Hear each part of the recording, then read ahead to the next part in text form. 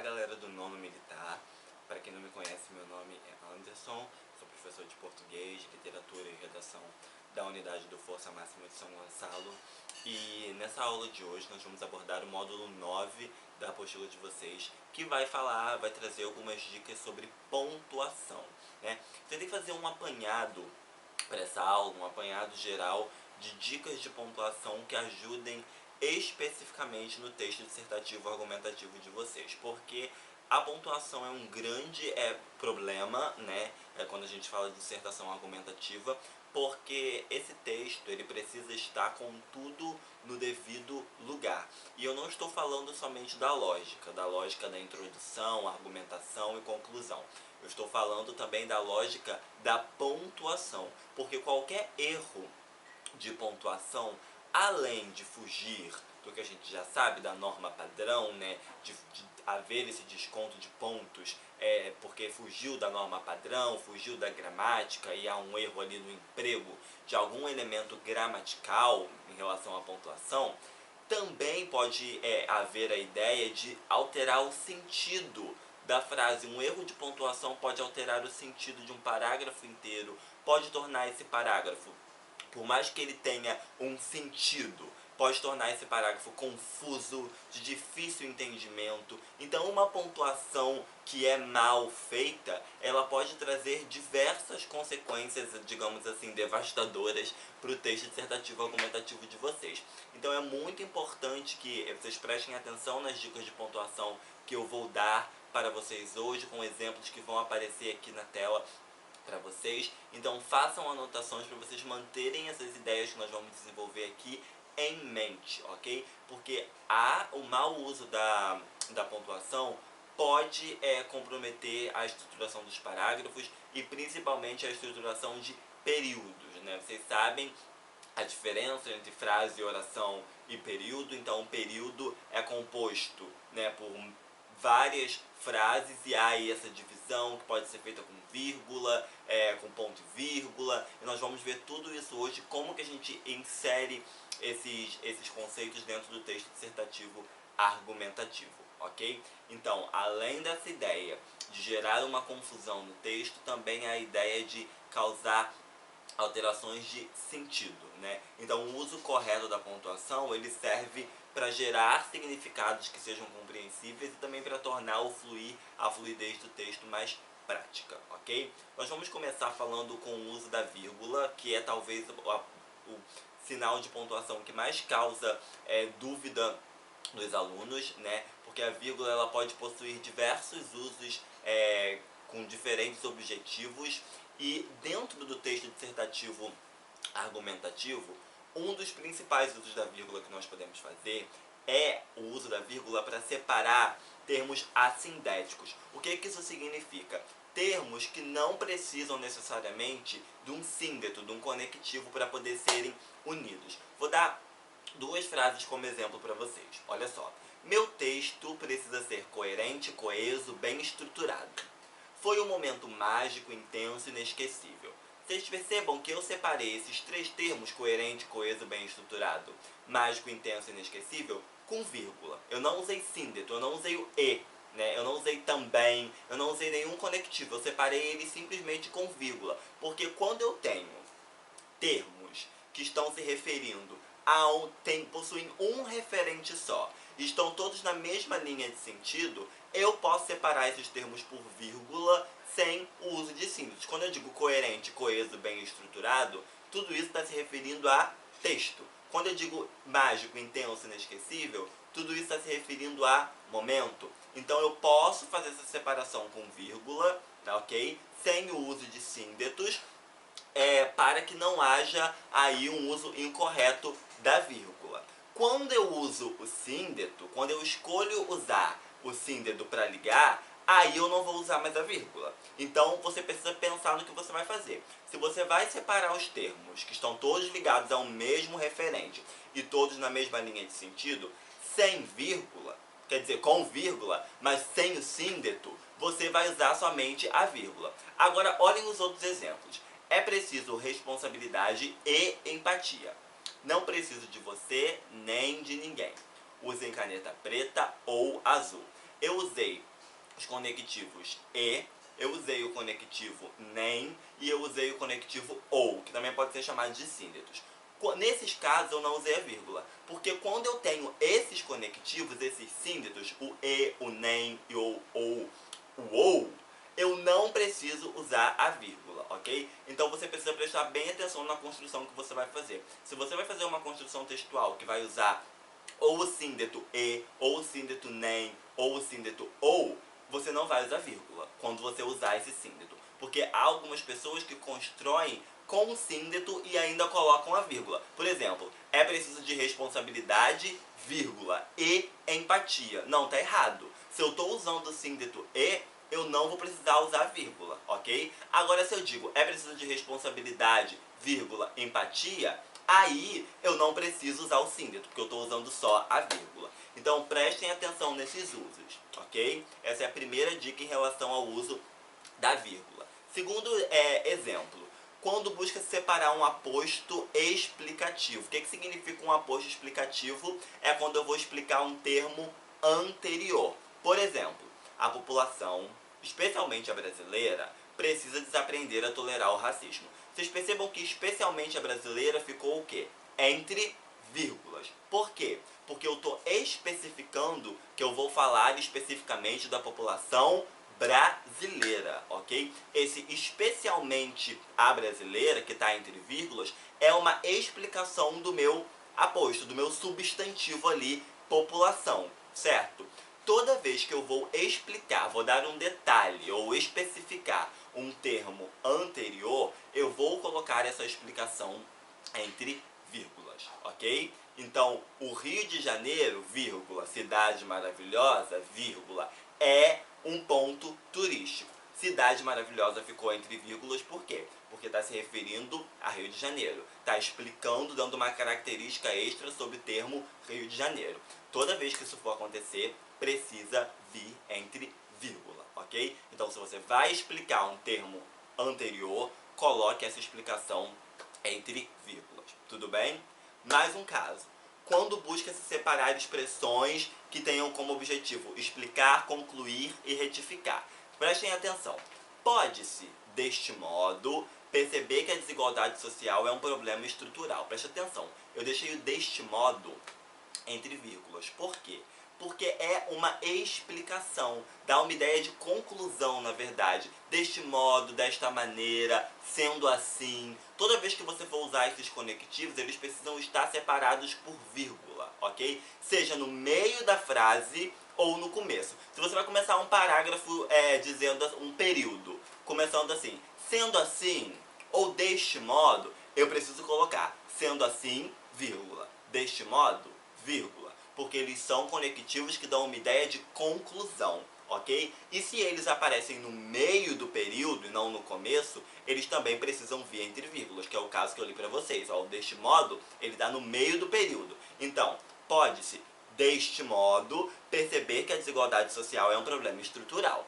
Então, quando eu vou usar esses conectivos que dão uma ideia de conclusão, explicação ou retificação, eles precisam vir entre vírgulas, quando estão no meio do período, ou separados com uma vírgula, quando estão no começo do período. Tudo bem? Mais exemplos, ó. A questão do progresso, aliás, fica comprometida devido à desigualdade social. É mais um conectivo que aí traz uma ideia de quê? Uma ideia de explicação.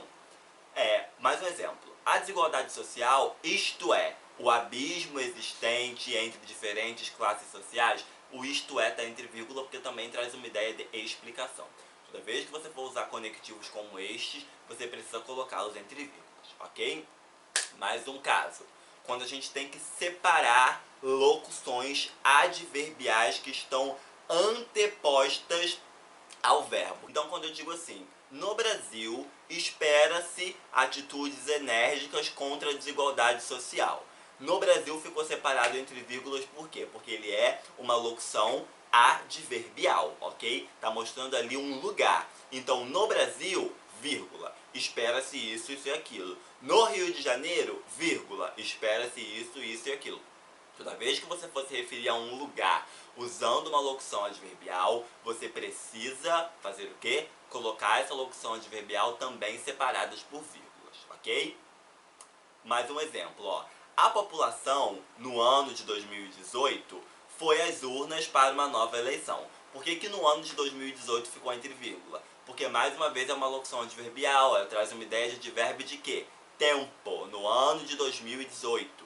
Então, mais uma vez, ou advérbios de lugar ou advérbios de tempo precisam vir separados entre vírgulas, ok? Para que haja aí essa distinção, essa separação entre os termos dentro do período. Tudo bem?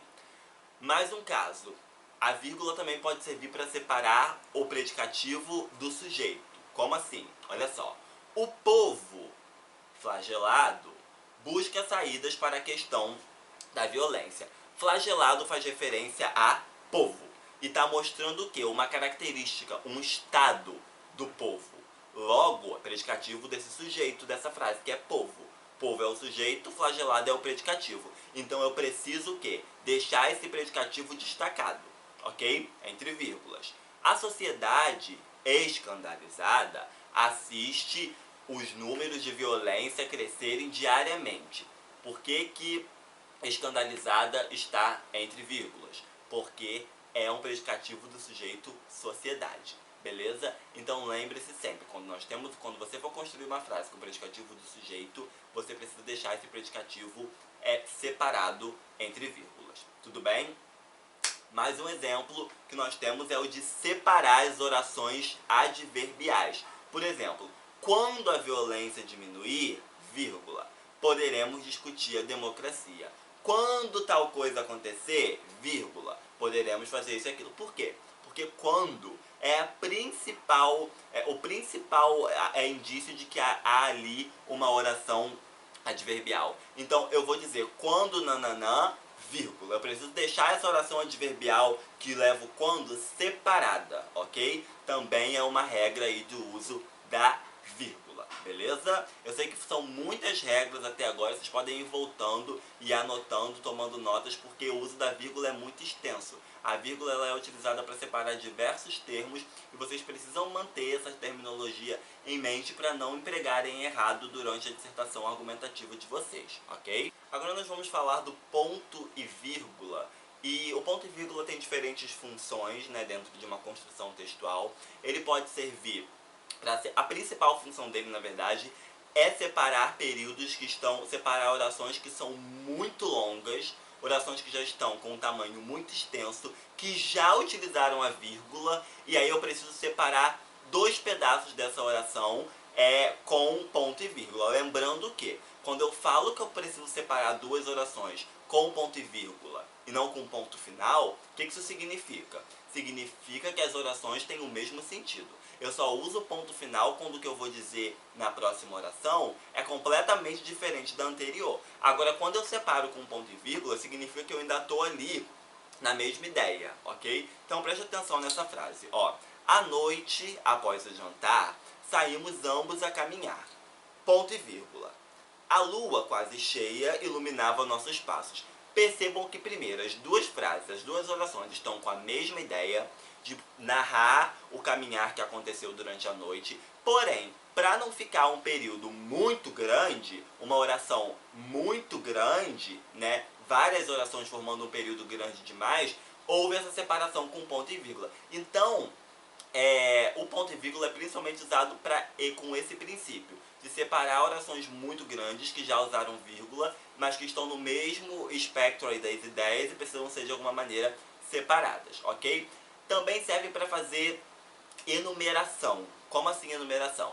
Se eu digo, a língua portuguesa ela estuda fonética, ponto e vírgula, morfologia, ponto e vírgula, semântica, ponto e vírgula. Toda vez que a gente vai fazer uma estrutura de tópicos, cada elemento de um tópico deve ser separado por ponto e vírgula. Também é um uso comum do ponto e vírgula, ok? E também quando eu vou separar orações adversativas que estão subentendidas. O que eu quero dizer com isso? Quando eu digo assim, há muitos modos de afirmar, ponto e vírgula, há um só de negar. Qual conjunção ficou subentendida aí? há muitos modos de afirmar, porém só há um de negar. A conjunção ficou subentendida, mas é uma diversidade. Então eu uso ponto e vírgula aí também, que substitui essa conjunção que ficou subentendida. Porém, é importante destacar para vocês que não é aconselhável usar ponto e vírgula na dissertação argumentativa, ok? Principalmente porque o principal uso dele é para topicalização, para separar as ideias de tópicos e orações muito longas. Então, primeiro que não é recomendado vocês fazerem orações muito longas na dissertação, porque isso vai terminar tornando o texto de vocês confuso, vai confundir vocês, vai confundir a banca, vai confundir todo mundo. Segundo, que topicalização não pode ter na dissertação argumentativa, né? Vocês têm que seguir uma estrutura. Vocês não podem simplesmente abrir lá uns tópicos e começarem a pular a linha fazendo tópico. Terceiro, porque não pode haver subentendidos na dissertação argumentativa de vocês. Tudo tem que estar exatamente às claras, para que não haja uma interpretação errônea da banca. Logo, não é recomendado, não aconselho vocês usarem ponto e vírgula na dissertação argumentativa, ok? Mantenham as regras em mente, mas não usem durante a dissertação de vocês, porque não é muito, vocês podem usar ou usar errado, ou simplesmente fugir da estrutura e perder ponto de bobeira. Então tentem não usar, ok? E aí nós chegamos também à questão dos dois pontos. Para que geralmente servem os dois pontos? Principalmente para indicar fala. Quando você vai ler um livro e o livro vai pular de um parágrafo descritivo para uma fala, ele sempre coloca ali os dois pontos, né? Obviamente vocês sabem que a dissertação argumentativa não pode ter fala, né? Não pode ter nada, reproduzir a fala de ninguém. Então eu não posso reproduzir uma fala com diálogo. Porque quando a gente vai reproduzir diálogos num livro, a gente bota dois pontos, o travessão, e aí começa o diálogo. Não é dessa maneira que a gente vai usar a fala, os dois pontos na dissertação, ok? Na dissertação nós vamos usar os dois pontos para citar alguém, para usar uma citação, mas sempre usando um conectivo. Por exemplo, sobre a desigualdade social, o economista Thomas Piketty diz o seguinte, aí eu uso dois pontos, só que eu não vou botar travessão, eu vou botar aspas, ok? Então, sobre a desigualdade social, o economista Thomas Piketty diz o seguinte, a mesma só será superada quando houver uma taxação das grandes fortunas, fecha aspas, e aí eu fechei a minha citação. Então, o uso de dois pontos vai ser para iniciar o quê? Uma citação. Lembrando que, quando vocês fizerem uma citação no texto de vocês, vocês não podem fazer uma citação por si só e largar a citação para lá. Toda citação deve ser feita para acrescentar alguma coisa à sua argumentação, ok? Então não só cite achando que vai enriquecer o texto se essa citação não servir para ajudar na sua argumentação, ou na sua contextualização, ou na sua conclusão, senão ela não vai servir para nada, tudo bem? Temos também a reticência, que de maneira nenhuma deve ser usada na dissertação argumentativa. A reticência serve para indicar uma pausa, serve para indicar uma hesitação, ou serve para deixar algo subentendido ou incompleto. Nada disso pode acontecer no texto dissertativo argumentativo de vocês, ok? Porque eu já disse, não pode ter hesitação, você tem que estar certo do que você está falando, você não pode deixar espaço para dúvidas e nem informações incompletas, então não usem reticências, tudo bem? Parênteses. Quais são os usos indicados do parênteses? Primeiro, e o parêntese pode ser usado. O parêntese pode ser usado para delimitar datas. Por exemplo, na Segunda Guerra Mundial, aí entre parênteses se coloca 1939, pontinho 1945.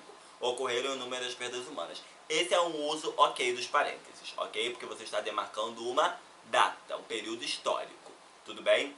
Explicar sigla também. Segundo o IBGE, aí entre parênteses você coloca Instituto Brasileiro de Geografia e Estatística. Fecha parênteses. Beleza também. Não se esqueçam de fechar o parênteses. Tem muita gente que tem mania de abrir parênteses e não fechar. Abriu o parênteses, tem que fechar, ok? E nada de colocar um troço enorme entre parênteses. É só para botar uma data ou para explicar uma sigla. Só isso. Não usem parêntese para evitar substituir vírgulas ou travessões. Por exemplo, quando eu digo assim, vou dar aquele mesmo exemplo lá do começo, quando eu disse a população, especialmente a brasileira, precisa lutar por seus direitos. Lá no começo, esse especialmente a brasileira ficou entre vírgulas, que é o uso correto. Aqui eu coloquei entre parênteses. Não façam isso, ok? Não usem parênteses para substituir as vírgulas. Só usem parênteses para poder explicar datas, colocar datas, demarcar datas, ou explicar siglas, ok?